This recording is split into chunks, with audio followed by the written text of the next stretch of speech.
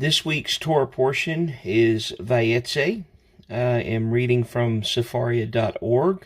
If you would like to follow along, it begins in Genesis 28, verse 10. Jacob left Beersheba and set out for Haran. He came upon a certain place and stopped there for the night, for the sun had set. Taking one of the stones of that place, he put it under his head and lay down in that place. He had a dream. A stairway was set on the ground, and its top reached to the sky, and messengers of God were going up and down on it. And standing beside him was Hashem, who said, I am Hashem, the God of your father Abraham's house, and the God of Isaac's house. The ground on which you are lying I will assign to you and to your offspring. Your descendants shall be as the dust of the earth, and you shall spread out to the west and to the east, to the north and to the south. All the families of the earth shall bless themselves by you and your descendants. Remember, I am with you. I will protect you wherever you go, and will bring you back to this land. I will not leave you until I have done what I have promised you. Jacob woke from his sleep and said, Surely Hashem is present in this place, and I did not know it. Shaken, he said, How awesome is this place! This is none other than the abode of God, and that is the gateway to heaven.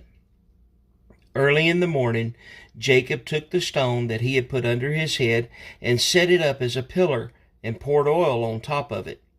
He named that site Bethel, but previously the name of the city had been Luz.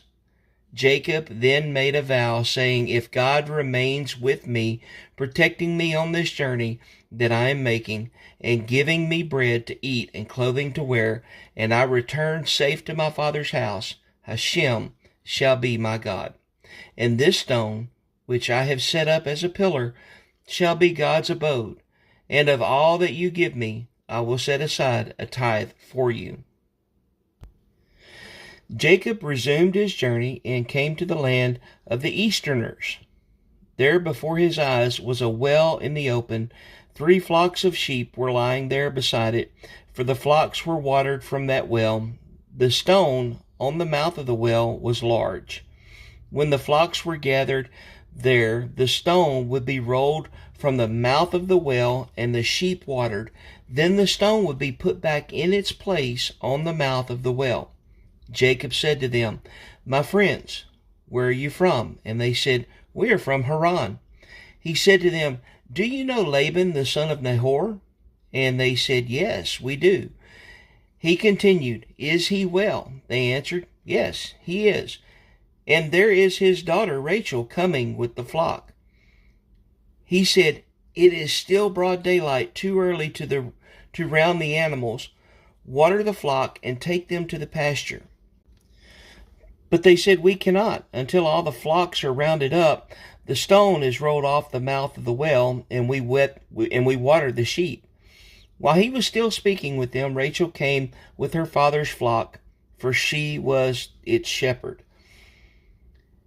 And when Jacob saw Rachel, the daughter of his uncle Laban, and the flock of his uncle Laban, Jacob set up and rolled the stone off the mouth of the well, and watered the flock of his uncle Laban. Then Jacob kissed Rachel and broke into tears. Jacob told Rachel that he was her father's kinsman, and he was Rebekah's son, and she ran and told her father. On hearing the news of his sister's son Jacob, Laban ran to greet him, embraced him, and kissed him, and took him into his house. He told Laban all that had happened, and Laban said to him, You are truly my bone and flesh. When he had stayed with him a month's time, Laban said to Jacob, Just because you are a kinsman, should you serve me for nothing? Tell me, what shall your wages be?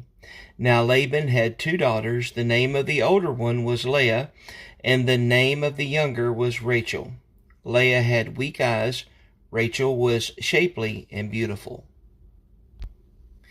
Jacob loved Rachel, so he answered, I will serve you 7 years for your younger daughter Rachel. Laban said, Better that I give her to you than that I should give her to an outsider. Stay with me. So Jacob served 7 years for Rachel, and they seemed to him but a few days because of his love for her. Then Jacob said to Laban, Give me my wife, for my time is fulfilled, that I may cohabit with her. And Laban gathered all the people of the place and made a feast. When evening came, he took his daughter Leah and brought her to him, and he cohabited with her. Laban had given his maidservant Zilpah to his daughter Leah as her maid. When morning came, there was Leah. So he said to Laban, What is this you have done to me? I was in your service for Rachel. Why did you deceive me? Laban said, It is not the practice in our place to marry off the younger before the older. Wait until the bridal week of this one is over, and we will give you that one too, provided you serve me another 7 years. Jacob did so. He waited out the bridal week of the one, and then he gave him his daughter Rachel as a wife. Laban had given his maidservant Bilhah to his daughter Rachel as her maid, and Jacob cohabited with Rachel also. Indeed, he loved Rachel more than Leah, and he served him another 7 years. Seeing that Leah was unloved, Hashem opened her womb, but Rachel was barren. Leah received and bore a son, and named him Reuben. For she declared, It means Hashem has seen my affliction. It also means, Now my husband will love me. She conceived again and bore a son, and declared, This is because Hashem heard that I was unloved, and has given me this one also. So she named him Simeon. Again she conceived and bore a son, and declared, This time my husband will become attached to me, for I have borne him 3 sons. Therefore he was named Levi. She conceived again and bore a son, and declared, This time I will praise Hashem. Therefore she named him Judah. Then she stopped bearing. When Rachel saw that she had borne Jacob no children, she became envious of her sister, and Rachel said to Jacob, Give me children, or I shall die. Jacob was incensed at Rachel, and said, Can I take the place of God, who has denied you fruit of the womb? She said, Here is my maid Bilhah. Consort with her, that she may bear on my knees, and that through her I too may have children. So she gave him her maid Bilhah as concubine, and Jacob cohabited with her. Bilhah conceived and bore Jacob a son. And Rachel said, God has vindicated me. Indeed, God has heeded my plea and given me a son. Therefore she named him Dan. Rachel's maid Bilhah conceived again and bore Jacob a second son. And Rachel said, A fateful contest I waged with my sister. Yes, I have prevailed. So she named him Naphtali. When Leah saw that she had stopped bearing children, she took her maid Zilpah and gave her to Jacob as a concubine. And when Leah's maid Zilpah bore Jacob a son, Leah said, What luck! So she named him Gad. When Leah's maid Zilpah bore Jacob a second son, Leah declared, What fortune, meaning women will deem me fortunate. So she named him Asher. Once, at the time of the wheat harvest, Reuben came upon the mandrakes in the field and brought him to his mother, Leah. Rachel said to Leah, Please give me some of your son's mandrakes. But she said to her, Was it not enough for you to take away my husband, that you would also take my son's mandrakes? Rachel replied, I promise he shall lie with you tonight in return for your son's mandrakes. When Jacob came home from the field in the evening, Leah went out to meet him and said, You are to sleep with me, for I have hired you with my son's mandrakes. and he lay with her that night.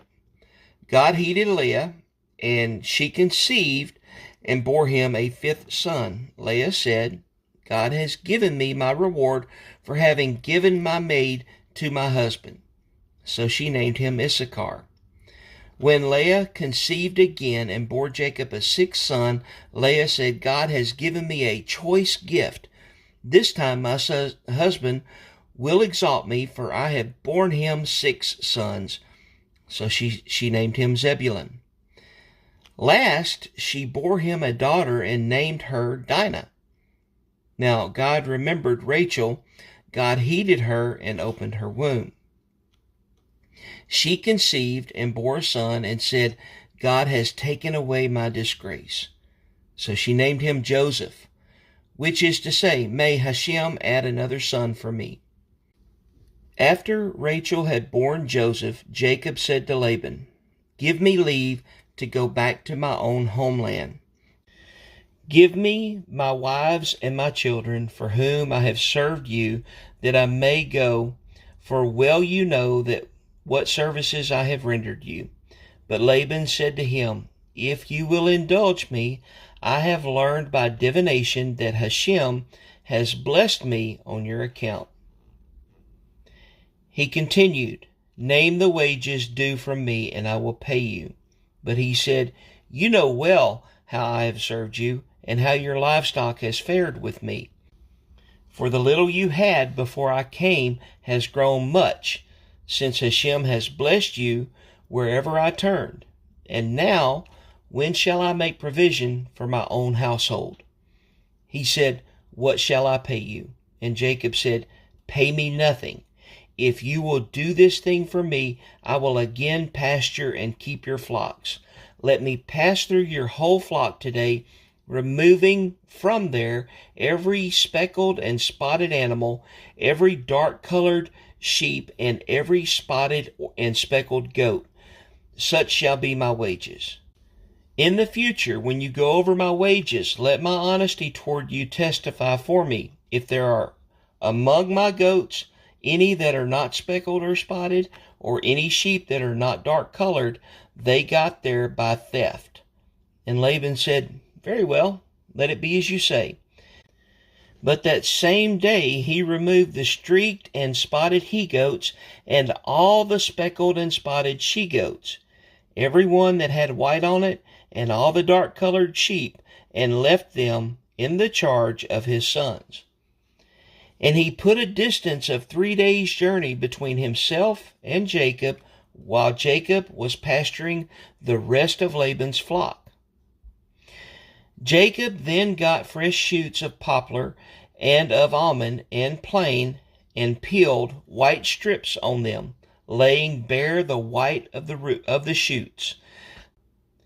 The rods that he had peeled he set up in front of the goats in the troughs, the water receptacles that the goats came to drink from. Their mating occurred when they came to drink, and since the goats mated by the rods, the goats brought forth streaked, speckled, and spotted young. But Jacob dealt separately with the sheep. He made these animals face the streaked or wholly dark-colored animals in Laban's flock. And so he produced special flocks for himself, which he did not put with Laban's flocks. Moreover, when the sturdier animals were mating, Jacob would place the rods in the troughs in full view of the animals, so that they mated by the rods. But with the feebler animals, he would not place them there. Thus the feeble ones went to Laban, and the sturdy to Jacob. So the man grew exceedingly prosperous, and came to own large flocks, maidservants, and menservants, camels, and asses. Now he heard the things that Laban's sons were saying. Jacob has taken all that was our father's, and from that which was our father's he has built up all this wealth. Jacob also saw that Laban's manner toward him was not as it had been in the past. Then Hashem said to Jacob, return to your ancestors' land, where you were born, and I will be with you. Jacob had Rachel and Leah called to the field where his flock was, and said to them, I see that your father's manner toward me is not as it has been in the past, but the God of my father's house has been with me. As you know, I have served your father with all my might, but your father has cheated me, changing my wages time and again.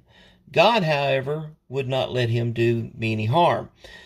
If he said thus, the speckled shall be your wages, then all the flocks would drop speckled young. And if he said thus, the speckled shall be your wages, then all the flocks would drop streaked young. And God has taken away your father's livestock and given it to me. Once, at the mating time of the flocks, I had a dream in which I saw that the he-goats mating with the flock were streaked, speckled, and mottled. And in the dream, a messenger of God said to me, Jacob. Here, I answered. And the messenger said, Note well that all the he-goats which are mating with the flock are streaked, speckled, and mottled. For I have noted all that Laban has been doing to you. I am the God of Bethel, where you anointed a pillar and where you made a vow to me. Now arise and leave this land and return to your native land. Then Rachel and Leah answered him, saying, Have we still a share in the inheritance of our father's house? Surely he regards us as outsiders now that he has sold us and has used up our purchase price. Truly all the wealth that God has taken away from our father belongs to us and to our children. Now then, do just as God has told you.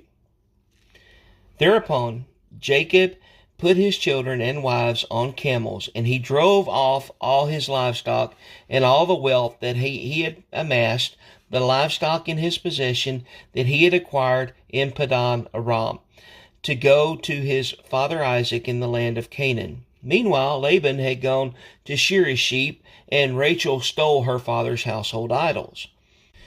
Jacob kept Laban the Aramean in the dark, not telling him that he was fleeing, and fled with all that he had. Soon he was across the Euphrates and heading toward the hill country of Gilead. On the third day, Laban was told that Jacob had fled. So he took his kinsman with him and pursued him a distance of 7 days, catching up with him in the hill country of Gilead. But God appeared to Laban the Aramean in a dream by night and said to him, Beware of attempting anything with Jacob, good or bad. Laban overtook Jacob. Jacob had pitched his tent on the height, and Laban with his kinsmen encamped in the hill country of Gilead. And Laban said to Jacob, What did you mean by keeping me in the dark and carrying off my daughters like captives of the sword? Why did you flee in secrecy and mislead me and not tell me? I would have sent you off with festive music, with timbrel and lyre. You did not even let me kiss my sons and daughters goodbye. It was a foolish thing for you to do. I have it in my power to do you harm, but the God of your father's house said to me last night, Beware of attempting anything with Jacob, good or bad. Very well. You had to leave because you were longing for your father's house. But why did you steal my gods? Jacob answered, saying, I was afraid because I thought you would take your daughters from me by force. But anyone with whom you find your gods shall not remain alive. In the presence of our kin, point out what I have of yours and take it. Jacob, of course, did not know that Rachel had stolen them. So Laban went into Jacob's tent and Leah's tent and the tents of the two maidservants, but he did not find them. Leaving Leah's tent, he entered Rachel's tent. Rachel, meanwhile, had taken the idols and placed them in the camel cushion and sat on them. And Laban rummaged through the tent without finding them.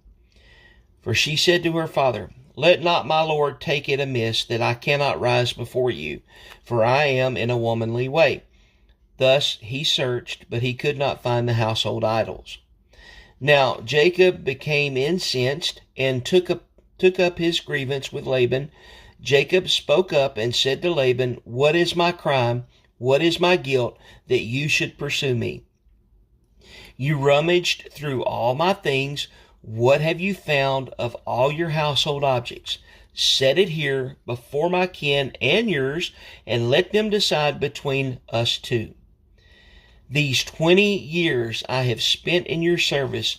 Your ewes and she-goats have never miscarried, nor did I feast on rams from your flock.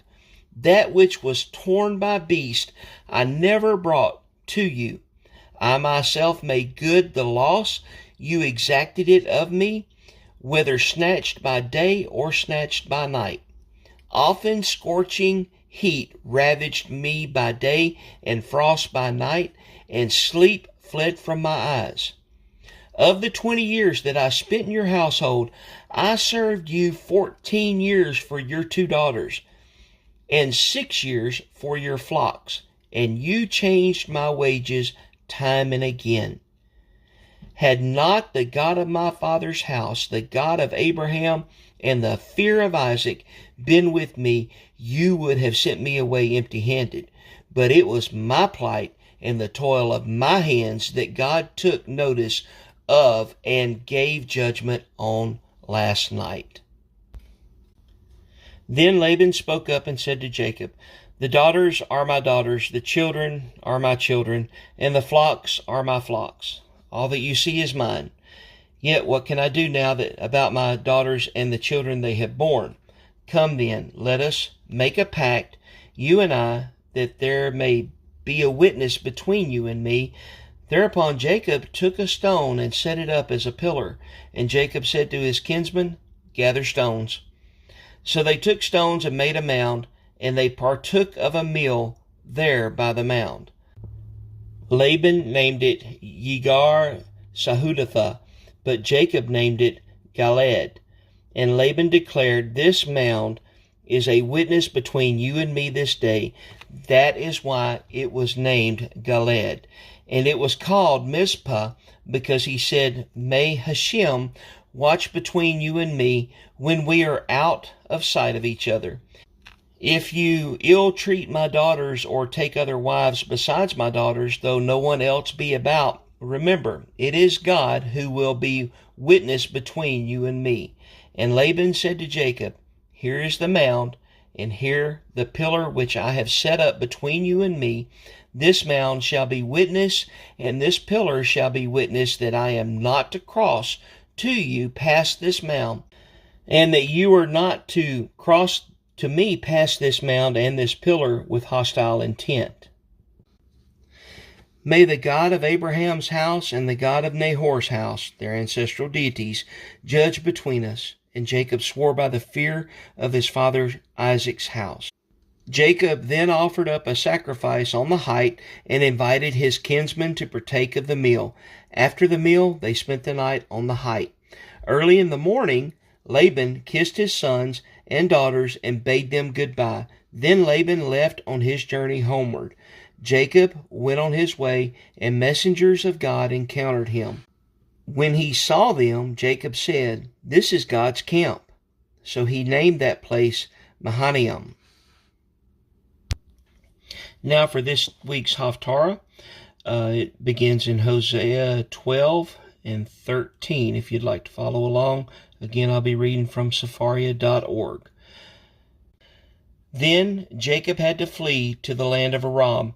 There Israel served for a wife. For a wife, he had to guard sheep. But when God brought Israel up from Egypt, it was through a prophet. Through a prophet they were guarded. Ephraim gave bitter offense, and his Lord cast his crimes upon him, and requited him for his mockery. When Ephraim spoke piety, he was exalted in Israel, but he incurred guilt through Baal, and he also died. And now they go on sinning. They have made them molten images, idols by their skill, from their silver, wholly the work of artisans. Yet for these they appoint people to sacrifice. They are wont to kiss calves. Assuredly, they shall be like morning clouds, like dew so early gone, like chaff swirled away from the threshing floor, and like smoke from my lattice. Only I, the Eternal One, have been your God. Ever since the land of Egypt, you have never known a true God but me. You have never had a helper other than me. I looked after you in the desert, in a thirsty land. When they grazed, they were sated. When they were sated, they grew haughty, and so they forgot me. So I am become like a lion to them. Like a leopard I lurk on the way. Like a bear robbed of her young, I attack them, and rip open their casing of their hearts. I will devour them like a lion. The beast of the field shall mangle them. You are undone, O Israel. You had no help but me. Where now is your king? Let him save you. Where are the chieftains in all your towns, from whom you demanded, give me a king and officers? I give you kings in my ire, and take them away with my wrath. Ephraim's guilt is bound up, his sin is stored away. Pangs of birth assail him, and the babe is not wise, for this is not time to survive at the birth stool of babes. From Sheol itself I will save them, redeem them from very death. Where, O death, are your plagues? Your pestilence where, O Sheol? Revenge shall be far from my thoughts. For though he flourish among reeds, a blast, a wind of God, shall come blowing up from the wilderness. His fountain shall be parched, his spring dried up. That wind shall plunder treasures, every lovely object. Samaria must bear her guilt, for she has defied her God. They shall fall by the sword. Their infants shall be dashed to death, and their women with child ripped open. Return, O Israel, to the Eternal of your God, for you have fallen because of your sin. Take words with you and return to God. Say, forgive all guilt and accept what is good. Instead of bulls, we will pay the offering of our lips. Assyria shall not save us. No more will we ride on steeds, nor ever again will we call our handiwork our God, since in you alone orphans find pity. I will heal their affliction. Generously will I take them back in love, for my anger has turned away from them. I will be to Israel like dew. He shall blossom like the lily. He shall strike root like the Lebanon tree. His boughs shall spread out far. His beauty shall be like the olive trees, his fragrance like that of Lebanon. They who sit in his shade shall be revived. They shall bring to life new grain. They shall blossom like the vine. His scent shall be like the wine of Lebanon. Ephraim shall say, what more have I to do with the idols? When I respond and look to God, I become a verdant cypress. Your fruit is provided by me. The wise will consider these words. The prudent will take note of them. For the paths of God are smooth. The righteous can walk on them, while sinners stumble on them. Thank you for listening this week. Have a great week.